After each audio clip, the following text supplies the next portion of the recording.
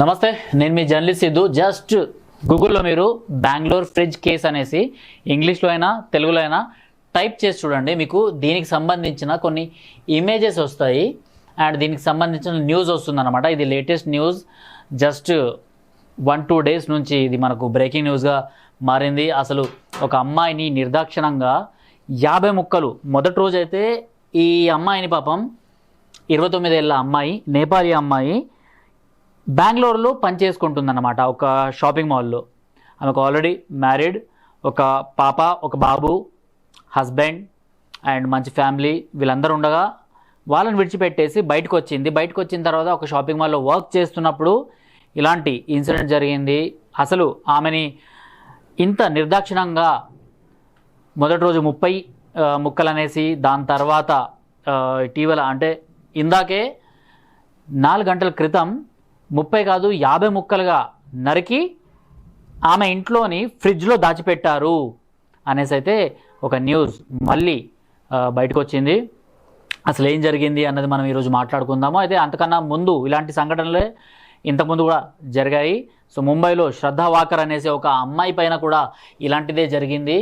So అమ్మాయి మతం మారడానికి నిరాకరించింది అనేసి అఫ్తాబ్ పూనావాలా అనేసి ఒక అబ్బాయి, ఆమె బాయ్ ఫ్రెండ్, సో ఆ అమ్మాయిని నిర్దాక్షిణంగా పీసులుగా కట్ చేసి ఆ అమ్మాయిని వాళ్ళ ఇంట్లోని ఏదైతే ఒక ఫ్రిడ్జ్ ఉంటుందో, ఫ్రిడ్జ్ అంటే మనం నార్మల్గా మన ఇంట్లో ఏదైతే హోమ్ నీడ్స్ కోసం యూజ్ చేసుకుంటాం కదా, అలాంటి ఫ్రిడ్జ్ కాకుండా ఐస్ క్రీమ్స్ పెట్టే ఫ్రిడ్జ్ ఉంటుంది కదా, అలాంటి ఫ్రిడ్జ్లో ఆ బాడీని దాచిపెట్టిండు అనమాట. తలకాయ ఒక దగ్గర, ఆమె హ్యాండ్స్, లెగ్స్, ఆమెకు సంబంధించిన ప్రతి పార్ట్ ఒక్కొక్కటి పార్సల్ చేసి అదేదో స్విగ్గీ జొమాటో వాళ్ళకి ఇచ్చినట్టు అతను రోజు బయటికి వెళ్ళి వాటిని అంటే ఎవరు చూడని ప్రదేశాల్లో తీసుకెళ్ళి వాటిని పాడేస్తూ వచ్చేవాడనమాట. ఇలాంటి ఇన్సిడెంట్ ముంబైలో జరిగింది. దాన్ని మొత్తం ఆల్ ఓవర్ వరల్డ్ దాన్ని ఒక షాకింగ్ న్యూస్గా చూసింది. ఎందుకంటే తన ప్రియుడే ఇదంతా చేసిండు అనేసి దాని తర్వాత తెలిసింది. అండ్ దీంట్లో లవ్ జిహాద్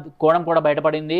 అమ్మాయి ఇటు హిందూ అండ్ తను వేరే ఒక అంటే రైట్ వింగ్ కాకుండా వేరే వింగ్స్తో వెళ్ళేది. అండ్ వాళ్ళకి ఏంటంటే సో కాల్డ్ ఈ సెక్యులరిజం అనేసి టైప్ ఉంటుంది కదా, సో అలాంటి థాట్స్ ఉండేవన్నమాట. అంటే అవతలి మతానికి సంబంధించిన వ్యక్తులు మేము ప్రేమించకూడదా, వాళ్ళని పెళ్లి చేసుకోకూడదా, వాళ్ళతోని లివిన్లో ఉండకూడదా అనేసి ఇలాంటివన్నీ ఉండేవన్నమాట. సో అందులో భాగంగా ఈ అమ్మాయి అక్కడ దెబ్బతినిన తర్వాత ఆ అమ్మాయి ఇతన్ని పెళ్లి చేసుకోవడానికి నో అని చెప్పడము, దాని తర్వాత వాళ్ళిద్దరి మధ్య గొడవ జరగడము, సో అతను ఇస్లాంలోకి మారాలి అనేసి అనడము, సో ఇదంతా జరిగింది. ఆ నడుమనే ఆమెని చంపేసి అఫ్తాబ్ పూనావాలా తన ఇంట్లోని ఫ్రిడ్జ్లోనే దాచిపెట్టడము.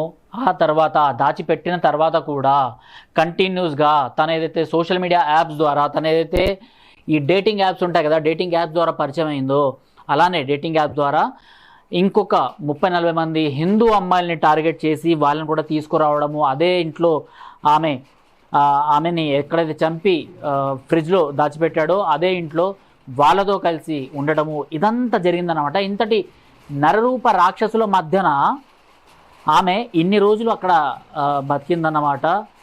సో అలాంటి వాడి చేతిలో ఈమె చనిపోయింది కూడా. సో అలాంటి కేసే ఇక్కడ బెంగళూరులో జరిగింది. బెంగళూరులో మనం ఇక్కడ చూసుకున్నట్టయితే నేను ఇందాక చెప్పాను కదా, జస్ట్ బెంగళూరు ఫ్రిడ్జ్ కేస్ అనేసి మీరు సెర్చ్ చేయండి. నేను ఎందుకు ఇదంతా చెప్తున్నాను అంటే, మన అమ్మాయిలు, మన అక్కలు, మన చెల్లెళ్ళు ఎక్కడ సేఫ్గా ఉన్నారు, అత్తారింటి వేధింపులు ఎక్కువ ఉన్నాయి అది ఇది అనేస్తే మన చెల్లెళ్ళని, మన అక్కలని, మన తోబుట్టుల్ని మనము ఓదారుస్తాము. లేదు ఇలా జరుగుతుంది, అలా జరుగుతుంది, కాస్త కామ్ డౌన్గా ఉండాలి అనేసి మనం చెప్తాము. కాకపోతే వాళ్ళు ఎవరిని నమ్ముతున్నారు, ఎవరి ప్రేమ మోజులో వాళ్ళు పడి వాళ్ళ లైఫ్ని నాశనం చేసుకుంటున్నారు అనేసి కూడా మనం తెలుసుకోవాలి.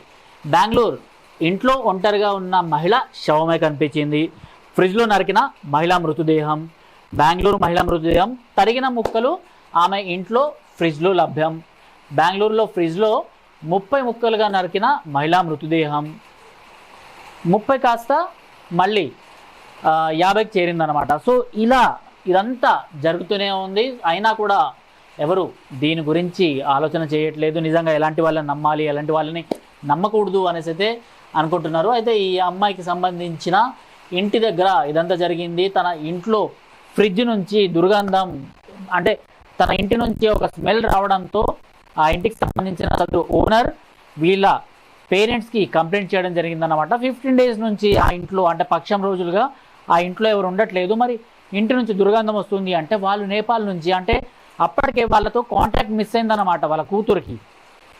సో కాంటాక్ట్ మిస్ అయిన తర్వాత మా అమ్మాయి మాతో మాట్లాడట్లేదు, మరి అసలు ఏం జరిగి ఉంటుంది అండ్ ఇంట్లోంచి ఇలాంటి సో చేసింది ఎవరు అనేసి ఒక 4 పైన అయితే సస్పెక్ట్ చేయడం జరిగింది. అందులో ఒక అబ్బాయి అష్రఫ్ అనేసి అయితే ఇప్పుడు సోషల్ మీడియాలో ఒక వార్త అయితే చక్కర్లు కొడుతుంది. దాంతోపాటు ఇంకొంతమంది ఒక 3 పేర్లు, అంటే మొత్తం 4 పేర్లు అయితే ఉన్నాయి. అందులో ఇటు హిందూ ముస్లిం ఈ 2 పేర్లు అయితే ఇక్కడ మనకు కనిపిస్తూనే ఉన్నాయి. అయితే అష్రఫ్ పేరు అయితే ఇక్కడ సోషల్ మీడియాలో కనిపిస్తూనే ఉంది. అండ్ దీన్ని కూడా ఒక లవ్ జిహాద్గా సోషల్ మీడియా అయితే చూస్తుంది. నిజంగా శ్రద్ధా వాకర్ విషయంలో ఒక లవ్ జిహాద్ జరిగింది. ఆమెని మతం మార్చుకో అని చెప్పడము, ఆమె నో అని చెప్పడము, ఆమె ఇతనితో పెళ్ళికి